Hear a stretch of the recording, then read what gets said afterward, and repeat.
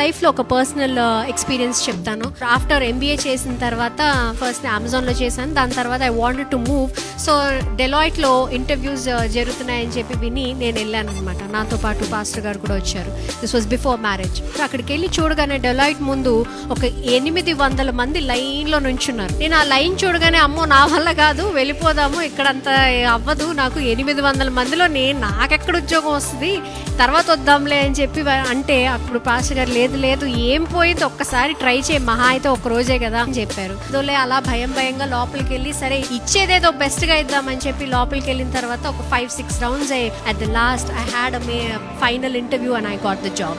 ఏ రోజైతే నేను అక్కడ నుంచొని అరే నా పరిమితి ఇదే, నాకు ఇంత ఆశించే అవకాశం లేదు, అంత పెద్ద బిల్డింగ్ లో నాకు ఉద్యోగం రాదు అని అనుకొని నేను ఆ రోజు వెనకడుగు వేసుంటే ఈ రోజు నేను ఆ ఎక్స్పీరియన్స్ తో నేను ఉండేదాన్ని కాదు. But there I had one person, ఒక బలము నాతో ఉన్నాడు. Find those people in your lifes. అలాంటి మనుషులతో మీరు సహవాసం చేయండి, అలాంటి వ్యక్తులతో మీరు ఉండండి.